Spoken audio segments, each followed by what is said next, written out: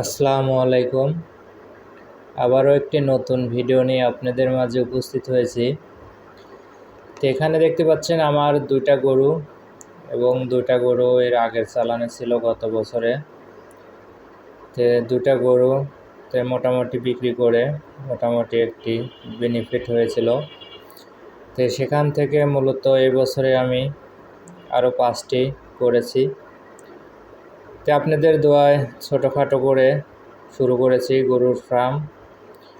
তো আপনারা যদি বেশি বেশি ভালোবাসা এবং দোয়া করেন তাহলে ভবিষ্যতে আরও এগিয়ে যাব। তো এখন হচ্ছে দুপুর টাইম, তো গরুগুলোকে গা ধুয়ে দেব। তো দেখতে পাচ্ছেন আমার গরুর ঘরটি, এবং গরুকে আমি গোসল করিয়ে দিচ্ছি, এবং গোসল করার পরে কিছুটা সময় তারা রেস্ট নেবে। তো আবার আমি 3টা 4টার দিকে আবার তাদের খাবারের ব্যবস্থা করব এবং খাদ্য দেব।